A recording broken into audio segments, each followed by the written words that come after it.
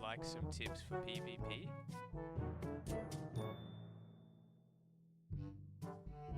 Okay. Alright. I got you.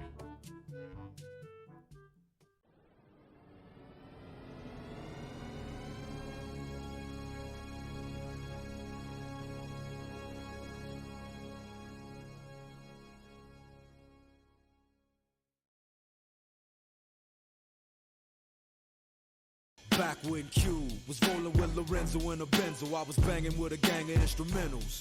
Okay, so you can actually kind of manipulate RNG to get critical heals in PvP. Basically, the way it works is that the lower your opponent's health is, your crit chance for the heal is going to get higher. You can see it by clicking on your heal, and then you mouse over the enemy's portrait, and then it will show you the crit chance for the heal. When they're kind of mostly full, it's only a small extra chance, like 2%, but when they're like really close to dying, maybe they have like 600 health, they're in red, that's going to actually give you a plus 25% chance to crit. So that's actually a pretty big deal. It's something you want to be thinking about in PvP, kind of an advanced tip. Managing your own pirate's health to kind of deny that crit chance, as well as kind of looking at theirs to see when you could go for the heal. Maybe you could wait for a bit more damage. Maybe, for example, you have a companion left over with a super hit. You'll use that super hit, get their health lower, then heal the next turn, just to kind of increase your critical chance there. It is kind of applicable in PvP matches as well with the companions.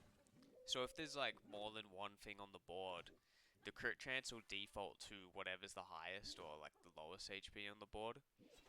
So let's say you're in a Swash v Buck matchup, pretty common matchup.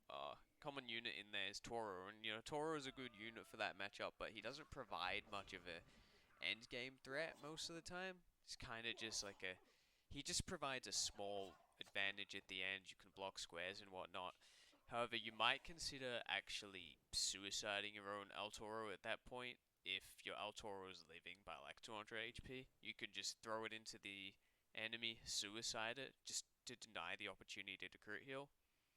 And then kind of the same thing with the enemy. Let's say they have an El Toro or some useless unit. You could intentionally not kill it, or even a pet, right? That's even better because a pet's useless. You could intentionally just not kill their pet and leave it on a really low HP, and then you could just go for crit heals. So that's tip number one, kind of more of an advanced tip to think about. Got the pens and pencils, got down to business. But sometimes the business end of this shit can turn your friends against you. Okay, so this tip is so good that your opponent is gonna freak out. They're gonna be really frustrated. They're gonna be left thinking that the game is horrible. Pirate 101 is a dog shit game. It's buggy. It doesn't work properly. It's got a bunch of bugs that need to be fixed. That's how amazing this tip is. I'm gonna give it away to you guys, and it's about how epics work, and you'll be able to kind of see it in the footage above. And I pulled this one off in a high stakes wager match against Adam West. This was for $50, and it was also for kind of about bragging rights for the number one best, because this wager started. He called himself the best player. I got a little annoyed at it, so we decided to do a little wager. So you're going to see here this X setter he has on his team. I'm running into his Overwatch twice here with Zeal. And the point is basically that I'm going to trigger X setter's Overwatch twice here. So he uses 1-up on X setter. See, that's number one. And he only has three of them, right? That's how the epics work in this game. You either get one or three. So he's going to use 1-up on the X setter. Yeah, he gets stunned. I don't really care about that. He's lucky. Adam's a lucky player. I sent in Goro, so that's number two. So that's two Overwatches taken up, okay? And the way the epics work in the game, if they're chaining epics, okay, they just reset like per the round. They always come back. So that's your Relentless, your Blade Storm. I feel like there's one more I'm forgetting. I don't know. It's those two, right? Those are your chaining epics. Those ones are always resetting. Then instead of those, you kind of have your reactionary epics like True Grit 3 or Quick Draw 3 or whatever. that kind of rely on, it's like reacting to something. It doesn't just happen. You can't just basic hit something and it'll trigger. It's not a chain. And your reactionary epics were completely different. Hold the line is included in this as well, by the way. The way they work is they only reset once they've all been used. And you're going to see it demonstrated here too. If I just skip ahead. After he makes his turn, I actually planned this out. He has two Overwatches left.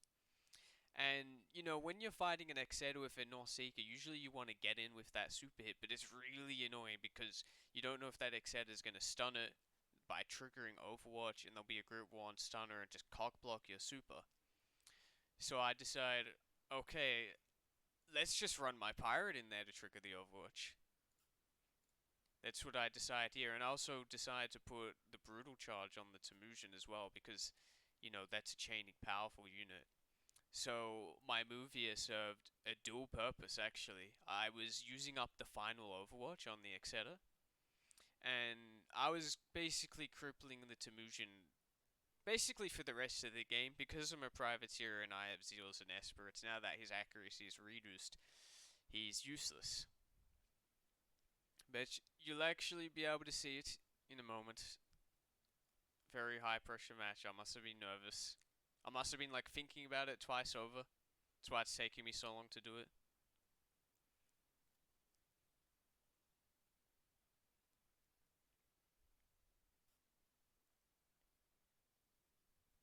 Okay.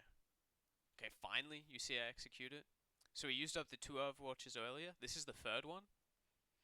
I go in and I take it away. I reduce the Temujin so that it is useless now.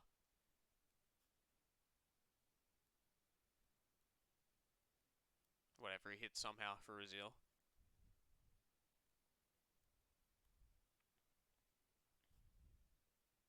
Now come in with the Nausicaa. Look, no Overwatch on the Exeter, even though he has Overwatch 3. And see, I left my opponent very confused.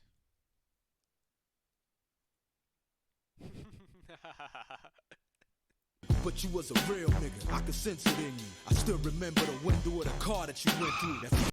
Okay, so I think this is kind of more of a beginner-friendly tip, or verging into like guess beginner territory, but it's still super important. It's still super relevant.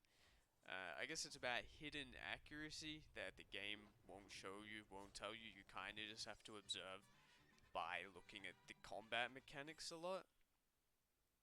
So I guess usually in general, the ranged epics that a musketeer would use, they actually have an increased accuracy by quite a significant amount, honestly. Sadly, the exact amount isn't known, so you can't like plug it into the accuracy formula and take a look or whatever, because the devs just don't care or talk to us or whatever. But it's a super significant amount that makes like melee sets for Buck like obsolete in most matchups, and super powerful for like a shooty privy or something. So as far as it's been observed, every musket epic gives an increased accuracy except Overwatch. That might actually have a decreased accuracy or just more of like a normal accuracy. It doesn't get that extra accuracy that the musket epics get. And then with the melee epics too, First Strike as well, that seems to have a slightly increased accuracy. So it's not as high as like a burst fire or a quick adjust, but it's still there. You'll still notice it. If you use a First Strike 3, Repel 3 Rapier, you'll notice that First Strike 3 hit more, and that Repel 3 will miss more, just because First Strike hits more. And with the Swash Pirate too, because you're doing a lot of First Strikes at right posts in the same turn, if you just pay attention to that, you'll see the First Strikes. They're actually gonna land more.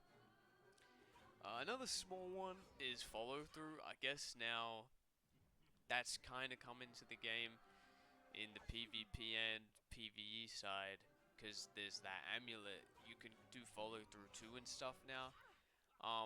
Now this one I'm not so concrete on, so take it with a grain of salt, but I do think follow through has a slightly decreased accuracy. It's kind of gonna miss more than it should. However, you can kind of just look at that one for yourself and see. I'm not too sure about that one. And I'ma do whatever it takes to convince you. Cause you my nigga, Doc. And easy, I'm still with you. Fuck the beef, nigga, I miss you. And that's just being real with you. Okay, cool. I think we've got another kind of beginner tip here. This one's pretty important, and it's about reduces, and I guess what's dubbed as the reduce glitch. It's more just a mechanic. I think it's a good mechanic for the game, especially the way it functions with melee epics. But basically, when you use a reducing card like the vicious or brutal charge, those two, there's kind of a glitch to it where if you use the double movement, so going outside of your normal walking range to get the reduce off, on that turn that you reduce, you're actually gonna get hit through the reduce because for some reason the game just doesn't register that they're reduced. I said that weirdly, but you know what I meant anyway, because you're a smart guy. You know, the reduce, it just doesn't go through for some reason. I'm not sure. I guess it is kind of buggy. It is weird. It doesn't really make sense, but I think it's actually good for PvP, so I hope they never change it. It's like if you're a swash, you reduce them, you're walking out of your range to do it. All those vengeance strikes and relentlesses, those melee epics, they're gonna hit you just like they normally would, as if he wasn't reduced, just for that little interaction there, just for that turn. But however, for ranged epics, now you can be in range, you can be out of the range. It doesn't matter; they'll get reduced instantly. So they're a bit easier to deal with when charging from far away. If you want to avoid the reduce glitch, just stick within your usual movement. For swashbucklers, that's going to be 7, and for every other pirate, that's going to be 6.5. Unless you happen to have, like, a witch doctor put a crow song on you and your movement increases, but that's really, that's really not happening. So, generally, when you're reducing a melee target with any companion, if you don't want to get hit, just charge within your normal movement range. That way you'll avoid what's dubbed as the reduce glitch. You see, the truth is, everybody wanna know how close me and Snoop is, and who I'm still cool with. Okay, so this is like my final bonus tip, and it's actually turn the in-game music off when you're PvPing. And you might be thinking that's ridiculous, and this game does have great music, but honestly, yes, for PvP, turn it off, because this game's music, the battle, the combat music, it could get pretty hectic. Like it's like dun dun dun dun dun dun dun dun dun dun. It's a bit too much when you're PvPing. This game's PvP. It's kind of deceptively simple, but if you're not paying attention, if you're not giving it your full focus, you can make mistakes that'll make you lose the match. And when the music, it's just kind of heightening your adrenaline or whatnot. That's kind of the mood that the music puts you in, and it's just not a state you want to be in for PvP. You just kind of want to be relaxed and mellow. Especially in a team match in a 3v3, which not everyone does, but especially in those, there's just so much going on, and you throw in the music with that too. It's too much. So trust me, turn the music off. When I turned it off, I feel like I started consistently playing better throughout all my matches. I actually think it helped me a lot after like several months of playing. I decided to turn the music off. I never looked back. It actually really helped me. So you guys can try that out too if you want, if you haven't done so already.